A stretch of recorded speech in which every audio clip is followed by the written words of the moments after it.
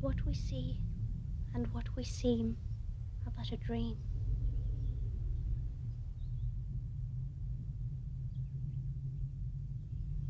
A dream within a dream.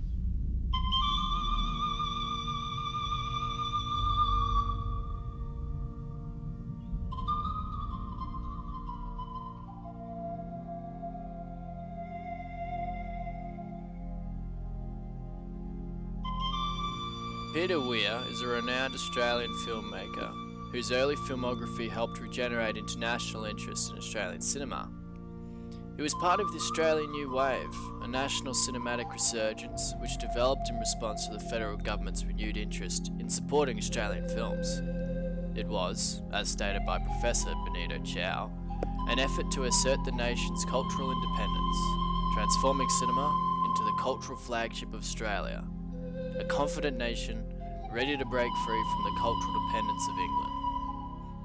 Throughout this period, Weir developed a number of notable feature films, though none equally capture the essence of post-colonial Australia as Picnic at Hanging Rock and Gallipoli. Both films have come to be recognised as part of Australia's modern cinematic canon. But for the purposes of this short analysis, I shall be focusing on the unique post-colonial thematic elements present in Picnic at Hanging Rock alone. Specifically, its presentation of British-Australian relations come the turn of the 20th century, how these nations differ, both socially and culturally, and how this difference ultimately infers the shaping of an Australian national identity. Picnic at Hanging Rock is set in 1900, only a year before the Federation, yet the imperious rule of the British is still intensely present. Throughout Appleyard College, photographs of the Queen are regular. Mrs. Appleyard herself, the matriarchal school mistress, is positioned as the allegorical British ruler. She embodies the ideologies and practices of the empire. Try to behave yourselves in a manner to bring credit to the college. Her pupils, a new generation of young ladies, exemplify the future of this revered regime. Alternatively, the supporting Australian-born characters, such as Sergeant Bumfer, Minnie, Ben Hussey, or the valet Albert, represent the working class, who ultimately appear somewhat apathetic towards British legacy. Note Albert's initial aversion to searching for the missing girls with Michael. They'd be dead by now. Then I'll go alone. Though through Michael's determination, But I'm still staying because somebody has to. and Albert's endurance, they eventually succeed in recovering Irma, despite the former succumbing to the effects of the rock. The dynamic between these two young men further illustrates a traditional British-Australian relationship. The larrikin, who snorts and jests in the face of English nobility, can equally embody a greater sense of mateship and compassion for his fellow man, especially in times of hardship. In this way, the film's setting and characters perform as a microcosm of British colonial rule in Australia, and perhaps Weir intends the story of disappearing schoolgirls to reference the Empire's lost sovereignty.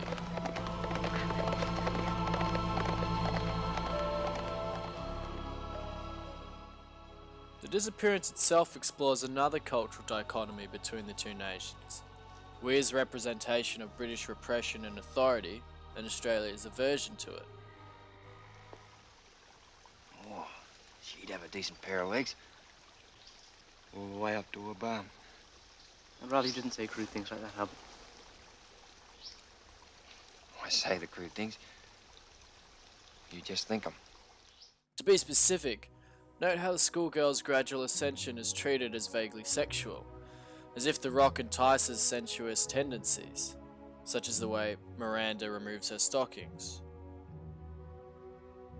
or Irma's trance-like dance on top of the peak, or the peculiar departure of Miss McCraw.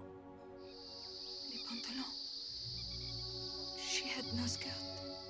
In a sense, the disappearance of these women subtly infer a sexual awakening of sorts, as if the land, or perhaps the unknown, has aroused long-suppressed desires. In an article on the representation of gender relations, the authors concluded a similar interpretation. that Hanging Rock represents Australian nature. It is sensual and spiritual, a free land, yet wholly indomitable. Appleyard College reflects British culture, where dignity, class and society are critical, yet it suffers from its own elite, exploitative and repressive tendencies.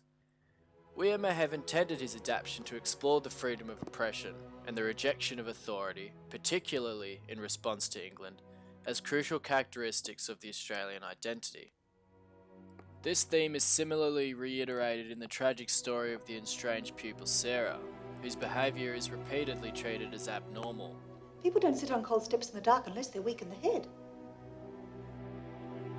And in need of discipline. However, the severe punishments ultimately culminate in her suicide, Sarah's last act of defiance against the regime.